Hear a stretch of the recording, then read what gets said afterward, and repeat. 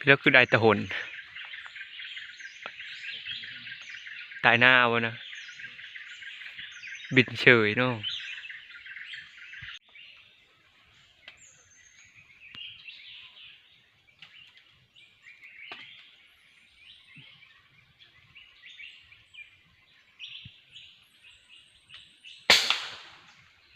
ตกเลยนะตกไหนอยู่1 2 3ตัวคอยกะสีได้เดินทางกลับบ้านโซนที่ของกินหามาได้กะนะกะได้บีลายไปเลยนะสำนี้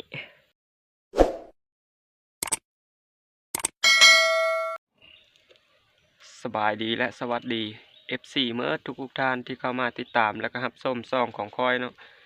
มื้อนี้คอยกะยังอยู่ป่าคือเก่านะนี่กะว่าสิต้มน้ำกินแล้วก็สิกินกาแฟแล้วก็สิออกไปหาลัดเซานะก็ติดตามไปเบิ่งน้ำกันว่าเฮาสิไปหาอยู่หากินแนวเลิกอะเฮาก็เดียวหลังจากที่น้ำเดือดนะสิได้กินกาแฟแล้วก็สิได้ออกนะคอยก็ได้ออกมาหาอยู่หากินแล้วเนาะเฮาสิหาอยู่หากินมื้อนี้เป็นมื้อสุดท้ายและก็ก่อนสิลงจากป่ากลับบ้านนะแต่ติดตามเบิ่งน้ำกันว่าเฮาสิได้ของอยู่ของกินสำเร็จอะมื้อนี้ก็ค่อนข้างสีเงียบได้จังน้อยจักสิได้ไม่ได้เนาะของกินกะ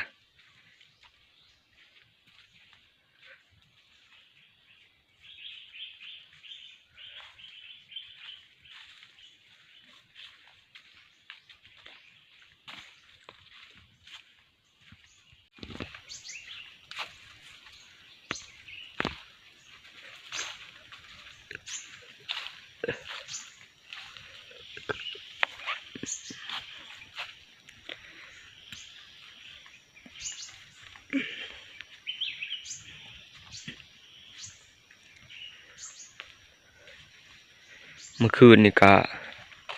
ถือว่าฝนกระตกนะน้ำก็ยังอั่งอยู่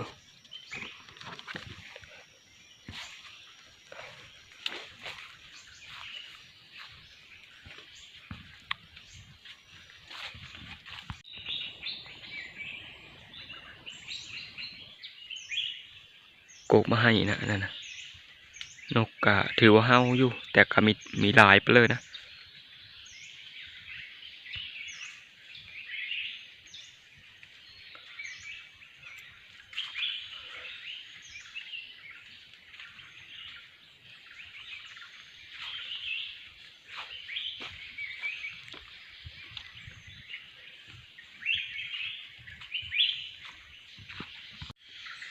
นะทางทีมงานก็ได้ยินนกถือนะแต่ก็ยังมีตกก็จะมอยอยู่มีตายบ่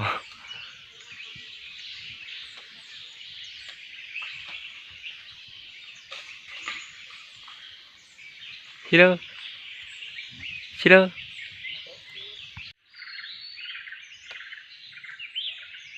พี่เลือกคือได้ตะหนตายหน้าวะนะบินเฉยเนาะก็ได้ตกแล้วนะ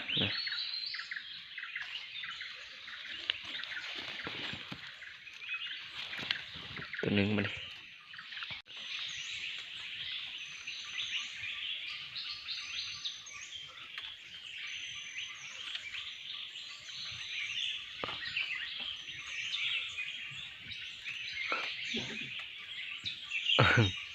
ไม่ได้เชื่อรู้โลด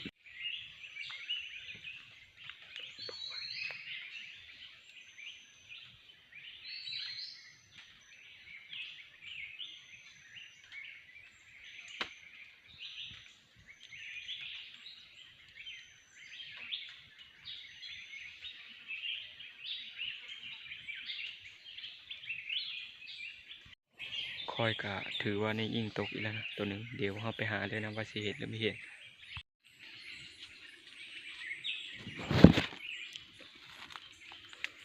นกเป่านะทุกคนเห็นเฉยนะ ก็ได้แล้วตัวหนึงคอยกัน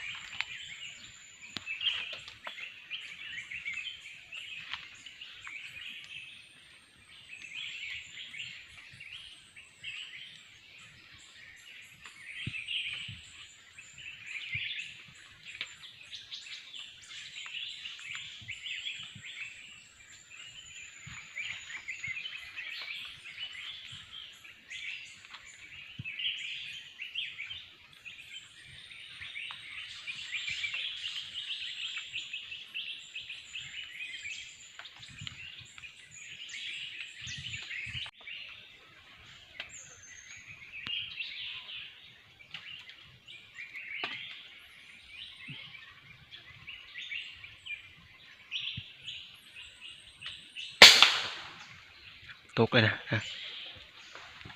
ตกไหนอยู่ เดี๋ยวสิเข้าไปหานะ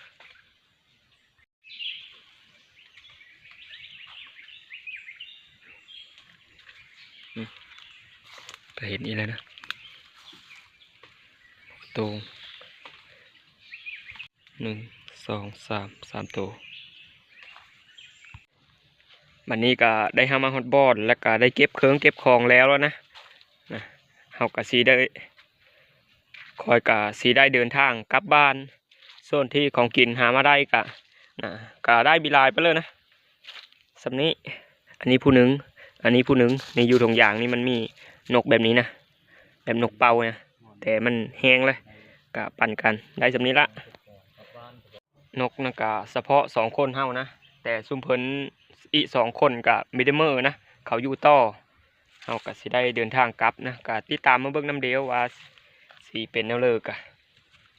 เดี๋ยวพบกันอยู่บ้านพุ่นละ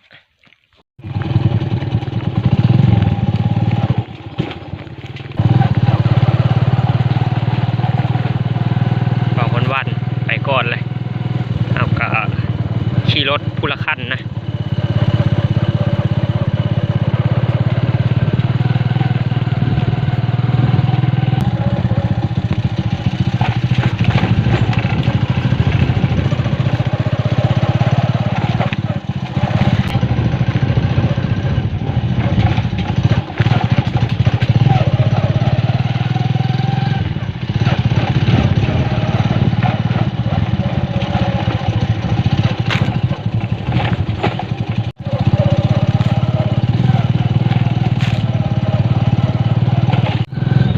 คอยกะลงมาตะป่ากะหากระฮอด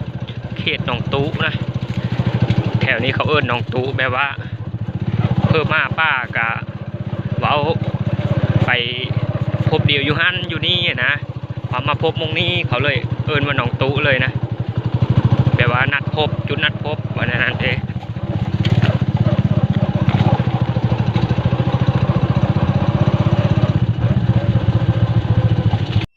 บัดนี้คอยก็ได้มาฮอดบ้านแล้วเนาะนี่กันนะว่าเยอะไปเอาซีนนะแต่สำหรับคลิปนี้ก็สิขอท่ายให้ทุกท่านเบิ่งซ้ำนี้แล้วก็ขอมกเจอหลายๆที่ติดตามแล้วก็รับส้มตั้งแต่ต้นจนจบเดี๋ยวพบพอกันใหม่ในคลิปหน้านะ